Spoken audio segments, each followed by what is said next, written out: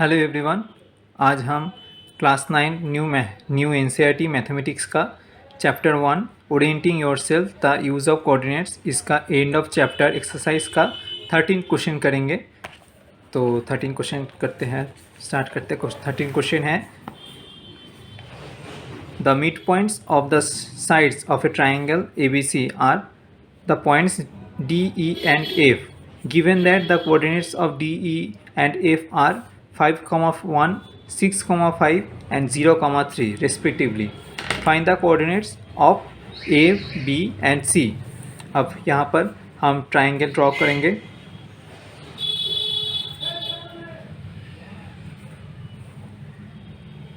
इस ट्राइंगल का तीनों वर्टेक्स है A B and C. A B का मिड पॉइंट है D, BC का मिड पॉइंट है E एंड AC का मिड पॉइंट है F। अब सिर्फ इस सब का कोऑर्डिनेट लिखेंगे। D पॉइंट का कोऑर्डिनेट है 5, 1, E पॉइंट का कोऑर्डिनेट है 6, 5 एंड F पॉइंट का कोऑर्डिनेट है 0, 3। अब सपोज A पॉइंट का कोऑर्डिनेट है x1, y1, B पॉइंट का कोऑर्डिनेट है x2, y2 and C point का कोऑर्डिनेट है x3, y3। अब हम जानते हैं मिड पॉइंट थ्योरम का फॉर्मूला से हम जानते हैं D is midpoint of AB। D is midpoint of AB।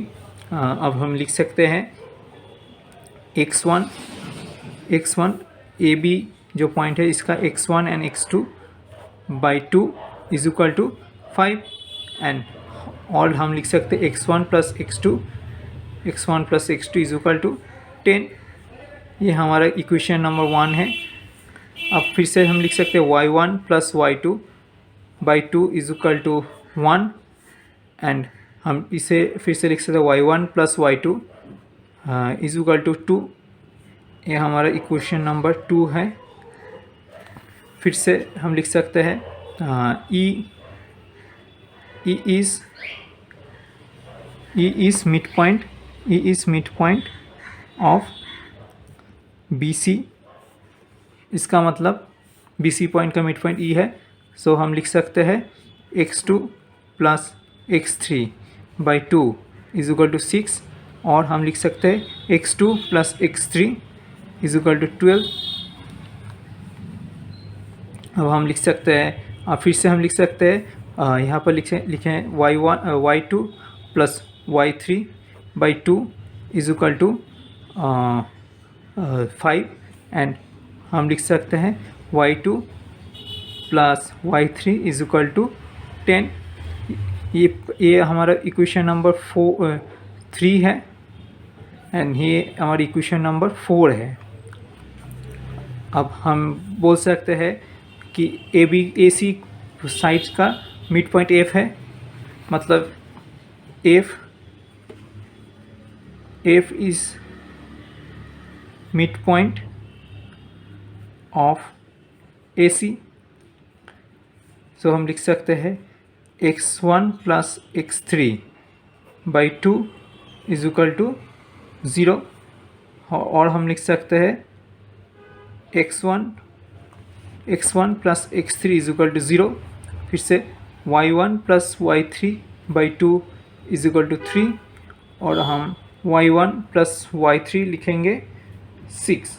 ये हमारा इक्वेशन नंबर 5 और ये हमारा इक्वेशन नंबर 6 है। अब हम ये तीनों x1 and x2 and x3 and x1 plus x3 को सम करेंगे, मतलब इक्वेशन नंबर 1, 3 एंड 5 को सम करेंगे और दूसरे तरफ इक्वेशन नंबर 2, 4 एंड 6 को समेशन करेंगे।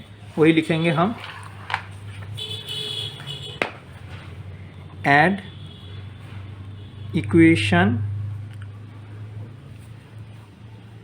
1, 3 and 5 इसका मतलब x1 plus x2 plus x2 plus x3 plus x1 plus x3 is equal to, हमें हमारा वैल्यू निकला है 10, 12 एंड 0, मतलब 10 प्लस 12 प्लस 0। और हम लिख सकते हैं 2x1 plus x2 plus x3 is equal to 22। और हम लिख सकते हैं x1 plus x2 plus x3 is equal to 11। फिर से हम लिख सकते हैं ऐड इक्वेशन 2 प्लस 4 प्लस 6। तो हम वहाँ से हम मिलेगा y1 plus y2 plus y3 and y1 plus y3 is equal to, हमें हमारा वैल्यू मिला है यहाँ पर देखेंगे हम, y2 है 2, y1 प्लस y2 2 है, y2 प्लस y3 है 10 एंड y1 प्लस y3 है 6, मतलब 2 प्लस 10 प्लस 6, 2 प्लस 10 प्लस 6। और हम लिख सकते हैं 2 y1 plus y2 plus y3 is equal to 18। इसका मतलब y1 plus y2 plus y3 is equal to 9। अब हमें मिला है x1 plus x2 plus x3 is equal to 11। और हम लिख सकते हैं x1 एंड x2 का वैल्यू हमें पता है, x1 एंड x2 का वैल्यू हमने निकाला है x1 plus x2 is equal to 10। तो यहाँ पर पुट करेंगे x1 and x2 10 plus x3 is equal to 11। और हम लिख सकते हैं x3 is equal to 11 minus 10 is equal to 1। फिर से x1 plus x2 plus x3 is equal to 11। हम अब x2 प्लस x3 का वैल्यू हमें पता है, x2 प्लस x3 है 12। सो हम यहाँ पर x1 और x2 and x2 plus x3 का वैल्यू हमें पता है, वो लिख देंगे हम 12 इज इक्वल टू 11। और x1 is equal to 11 minus 12 is equal to -1। फिर से हम लिखेंगे x1 plus x2 plus x3 is equal to 11। अब x1 प्लस x2 का वैल्यू हमें पता है, x1 एंड x2 का वैल्यू, x1 एंड x3 का वैल्यू 0 है, वो हम यहाँ पर पुट कर देंगे। सो x1 प्लस x3 यहाँ पर 0 and x2 is equal to 11 और x2 इज इक्वल टू 11। तो हमें x1, x2 एंड x3 तीनों का वैल्यू मिल गया है। हमें x1 का वैल्यू मिला है -1, x2 का वैल्यू मिला है 11, x3 का वैल्यू मिला है 1।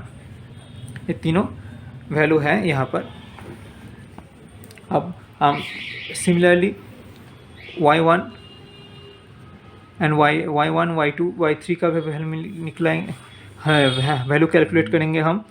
यहाँ पर y1 plus y2 plus y3 is equal to, हमें मिला है 9 एंड y1 प्लस y2 का वैल्यू हम जानते हैं 2 है, तो यहाँ पर पुट कर देंगे y1 प्लस y2 का वैल्यू 2 है, तो 2 plus y3 is equal to 9। इसका मतलब y3 is equal to 9 minus 2 is equal to 7। Similarly y1 plus y2 plus y3 is equal to 9। अब हम y2 प्लस y3 का वैल्यू हमें पता है, हमें 10, y2 प्लस y3 का वैल्यू 10 पता है, और पुट कर देंगे y1 plus 10 is equal to 9 और y1 is equal to 9 minus 10 is equal to -1। फिर से y1 plus y2 plus y3 is equal to 9। यहाँ पर y1 प्लस y3 का वैल्यू पुट कर देंगे, y1 plus y3 is equal to 6 यहाँ put कर देंगे। 6 plus y2 is equal to 9 और y2 is equal to 9 minus 6 is equal to 3। तो हमें मिल चुका है y1 का वैल्यू -1, y2 का वैल्यू मिला है 3 एंड y3 का वैल्यू मिला है 7। सो हम ए पॉइंट का coordinate x1 y1 is equal to x1 है हमें मिला है -1 एंड y1 मिला है -1। b x2 y2 is equal to x2 है 11 एंड y2 है 3। c x3 y3 is equal to c x3 मिला है हमें 1 एंड y3 मिला है 7। ये तीनों कोऑर्डिनेट हमें मिल चुका है, ये है आंसर। Thank you.